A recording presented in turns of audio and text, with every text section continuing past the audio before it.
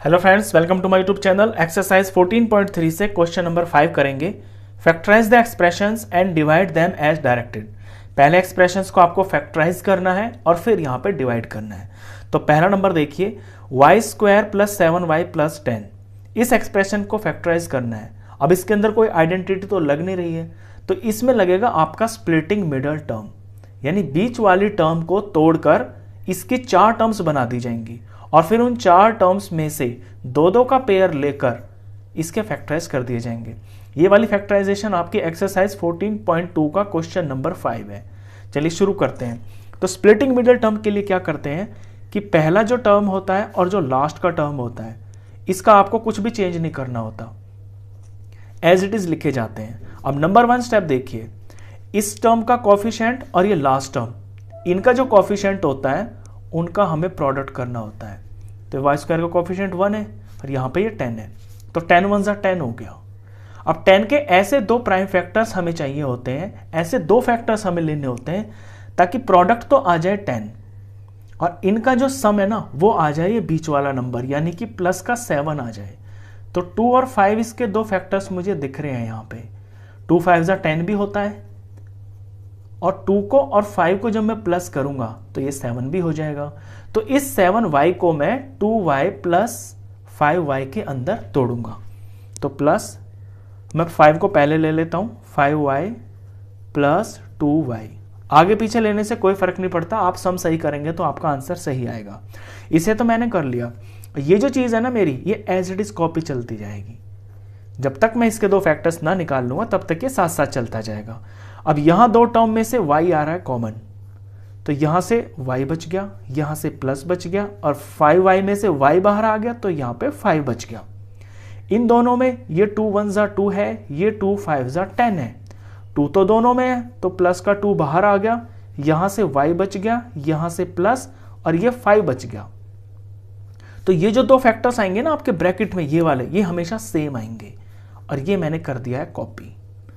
अभी ये एक टर्म बन गई, ये एक टर्म बन गई। पहले 4 थी ना, 4 से अब ये 2 टर्म बन गई। इन दोनों टर्म के अंदर y प्लस 5 और ये y प्लस 5, ये y प्लस 5 कॉमन आ रहा है और यहां से पहली टर्म में से बच गया y और यहां से प्लस का 2 बच गया और ये डिवाइडेड साथ में कॉपी। तो अब ये आपका एक परफेक्ट क्वेश्चन बन गया। आपने यहां से यहां तक फैक्टराइज कर दिया, अब ये डिवाइड का क्वेश्चन बन गया। अब डिवाइड करने के लिए जिसे डिवाइड करना है उसे हम लिखते हैं ऊपर, यानी y प्लस 5 y प्लस 2 को ऊपर लिखेंगे और डिवाइड कर रहे हैं y प्लस 5 से तो इसे नीचे लिखेंगे। y प्लस 5 से y प्लस 5 कट गया, आंसर आ गया y प्लस 2। यही आपका आंसर है। चलिए इसका सेकंड पार्ट देखते हैं। सेकंड पार्ट के अंदर क्वेश्चन है m square minus 14m minus 32। इसे पहले फैक्टराइज करना पड़ेगा। अब स्टेप नंबर 1, m स्क्वायर का कोफिशिएंट 1 हो गया और 32, ये 32 हो गया। 32 1 ज़ा 32 हो गया। 32 के मुझे ऐसे दो फैक्टर्स चाहिए जिनका प्रोडक्ट होके तो आ जाए 32 ही और जिनका सम करके आ जाए मेरा माइनस का 14। इस बात पे आपको ध्यान देना है। तो मैं देखता हूं कि जब मैं 8 4 ज़ा 32 होता है ना, तो 8 4 ज़ा 32 होता है, लेकिन 8 और 4 से मैं 14 नहीं बना सकता। तो मैं कुछ और देखता हूं। मैं देखता हूं कि 16 2 ज़ा 32 होता है, तो 16 और 2 से मैं 14 बना सकता हूं।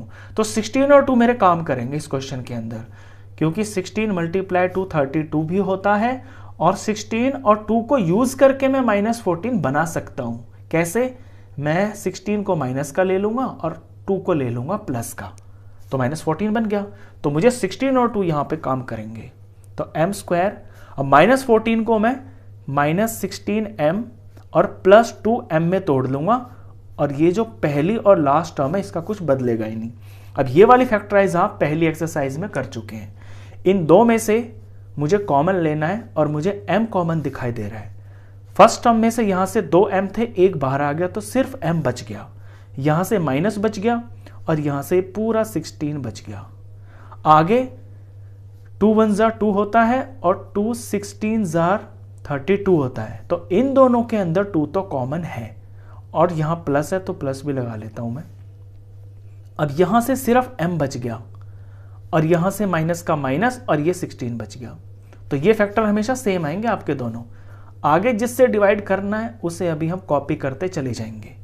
अब इन दोनों टर्म्स के अंदर m माइनस 16 दोनों के अंदर आ रहा है, यहां भी है यहां भी है, मैंने कॉमन ले लिया दोनों में से।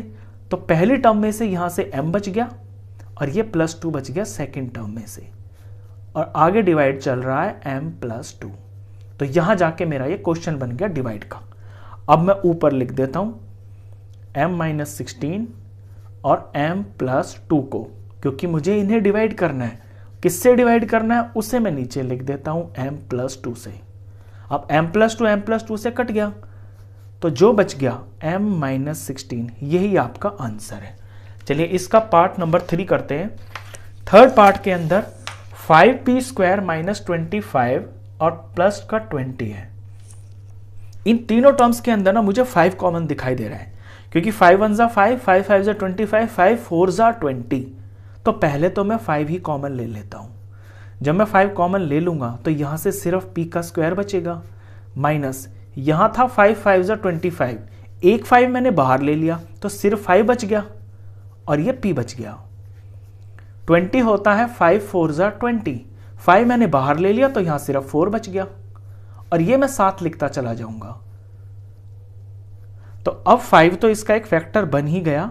जो अंदर अंदर है ना, मुझे इसमें से 2 फैक्टर्स निकालने हैं। तो इसके लिए फिर मैं स्प्लिटिंग मिडल टर्म का यूज करूंगा। रूल नंबर 1, पहला जो स्टेप है, जो कॉफिशिएंट है p² का वो 1 है और यहां लास्ट टर्म है 4, तो 1 4 ज़ार हो गया 4। अब मुझे 2 ऐसे नंबर चाहिए जिनका प्रोडक्ट तो आना चाहिए 4 और जिनका सम आना चाहिए ये बीच वाला, यानी कि माइनस का 5। तो मैं देखता हूं कि 4 और 1 ही है ऐसे नंबर्स। 4 1 ज़ा 4 हो गया, और 4 और 1 को यूज करके -5 आ सकता है। वो कब आएगा? जब माइनस का ही 4 हो और माइनस का ही 1 हो। तो -5p को मैं -4p और -1p में तोड़ लूंगा, तब जाके ये मेरा -5p बनेगा। तो पहला टर्म एज इट इज रहेगी और -5p की जगह पे मैं -4p -1p लिख लूंगा, और last term as it is same रहेगी। ये साइड में कॉपी होता रहेगा। चलिए 5 एज इट इज, यहां पे 4 टर्म बन गई। 4 में से पहली 2 में से कॉमन देखता हूं तो मुझे p दिख रहा है, और फिर यहां से अंदर बच जाएगा p² में से p बाहर आ गया ना, तो सिर्फ p बच गया। ये मैं बड़ा ब्रैकेट लगा लेता हूं, ऐसे स्क्वायर वाला ब्रैकेट। तो यहां से p माइनस 4p में से p बाहर आ गया तो यहां से 4 बच गया। इन दोनों में माइनस कॉमन आ जाएगा, क्योंकि माइनस इसमें तो है, और जो प्लस है, प्लस के अंदर 2 माइनस छुपे होते हैं ना मल्टीप्लाई में, माइनस माइनस प्लस होता है, इसलिए माइनस तो दोनों में है, और कुछ भी नहीं है, बस -1 ही है, क्योंकि इससे अलग कुछ कॉमन आ ही नहीं रहा। जब कुछ नहीं होता तो 1 तो होता है ना। तो 1 1 ज़ार 1 यहां है और 1 4 ज़ार 4 यहां है, तो 1 कॉमन है दोनों में। तो यहां से बच गया है p, और यहां से एक माइनस बाहर आ गया तो एक माइनस बच गया अंदर, और ये 4 बच गया, और ये ब्रैकेट क्लोज। ये आगे कॉपी होता जा रहा है। सॉरी, यहां मैंने p गलत लिख दिया, ये 5 चल रहा है। तो 5 इसका एक फैक्टर हुआ। अब इन दोनों में p - 4 एक फैक्टर हो गया, और p - 1 यहां से बच गया, ये p - 1 ये हो गया, और आगे चल रहा है p - 1। बस यहां जाके ये मेरा क्वेश्चन बन गया। अब मैं ऊपर नीचे लगा के आंसर निकाल दूंगा। तो मुझे 5p - 4 और p - 1 को डिवाइड करना है p - 1 से। तो p - 1 से p - 1 कट गया, बच गया यहाँ पे 5 और p - 4। ये मेरा आंसर हुआ। चलिए इसका करते हैं फोर्थ पार्ट। फोर्थ पार्ट के अंदर 4yz तो बाहर निकला ही हुआ है, जो ब्रैकेट के अंदर है इसे हमें फैक्टराइज करना है। तो 4yz तो एज इट इज चलता रहेगा। अब नीचे मैं इसका ये स्क्वायर वाला ब्रैकेट बना लेता हूं। ये x² + 6z - 16, इसको स्प्लिटिंग मिडल टर्म से फैक्टराइज करेंगे। तो पहला रूल कि z² का यहाँ पे कोफिशिएंट 1 है और लास्ट में है 16, तो 16 1 ज़ार 16 हो गया। अब मुझे 60 के ऐसे 2 नंबर चाहिए ताकि मल्टीप्लाई होके तो वो आ जाए 16 ही, और उनका सम आ जाए जो मेरा ये बीच वाला यानी कि प्लस का 6। तो ऐसे दो नंबर में ढूंढता हूं। तो 8 और 2 मिले मुझे, 8 2 16 हो गया, और 8 और 2 को यूज करके मैं प्लस का 6 बना सकता हूं। वो कैसे? प्लस का तो मैं 8 ले लूंगा और 2 को ले लूंगा मैं माइनस का, तो 8 में से 2 माइनस होंगे तो प्लस का 6 आ जाएगा। तो ये मेरे वो दो नंबर होंगे जिनमें मुझे 6z को तोड़ना है। तो पहली टर्म तो कॉपी, और जो लास्ट की टर्म है ये एज इट इज कॉपी। बस 6z की जगह पे मैं 8z माइनस 2z लिख दूंगा, तो प्लस 8z माइनस 2z। आगे जो चल रहा है ये अभी इसका हम कुछ नहीं करेंगे, ये तो लास्ट में जाके सॉल्व होगा, ये कॉपी होता रहेगा। 4yz as it is copy. यहां पे 4 टर्म बन गई हैं। पहली 2 टर्म में से मैं देख रहा हूं तो z कॉमन आ रहा है, ब्रैकेट स्टार्ट। तो फर्स्ट टर्म में से सिर्फ एक z बच गया, यहां से प्लस बच गया और यहां से ये 8 बच गया। इन दोनों टर्म में मैं देख रहा हूं तो माइनस कॉमन आ रहा है और 2 भी कॉमन आ रहा है, क्योंकि 2 1 2 और 2 8 16, यहां पे 2 8 हो गया ना ये। तो ब्रैकेट स्टार्ट, -2 बाहर आ गया तो सिर्फ z बच गया, और यहां से माइनस बाहर आ गया तो यहां प्लस बच गया, और 2 बाहर आ गया तो 8 बच गया। तो ये 2 8 16 ऐसे बना, ब्रैकेट क्लोज। इसका कुछ कर ही नहीं रहे हैं तो ये अभी कॉपी होता चला जाएगा। नेक्स्ट स्टेप में 4y और ये z। अभी यहां से ये 2 टर्म्स हैं, इन दोनों टर्म के अंदर z प्लस 8 कॉमन आ गया, और यहां पहली टर्म में से बच गया z और दूसरी में से बच गया माइनस का 2, और डिवाइडेड बाय ये एज इट इज मैंने कॉपी कर दिया।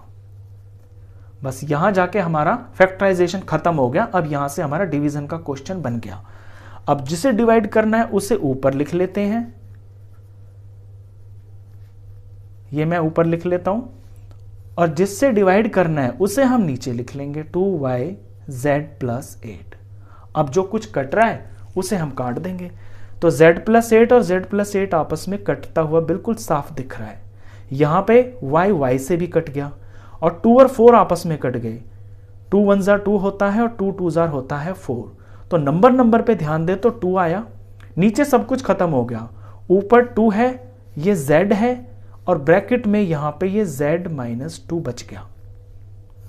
ये इसका आंसर हो गया। तो इस क्वेश्चन नंबर 5 के अंदर आपके 7 पार्ट्स हैं, जिनमें से 4 पार्ट्स मैंने इस वीडियो में कवर किए हैं, और नेक्स्ट के जो 3 पार्ट्स हैं ना वो आपको नेक्स्ट वीडियो में मिलेंगे। तो इस वीडियो में बस इतना ही। नेक्स्ट क्वेश्चंस के लिए मिलते हैं फिर नेक्स्ट वीडियो में। तब तक के लिए गुड बाय।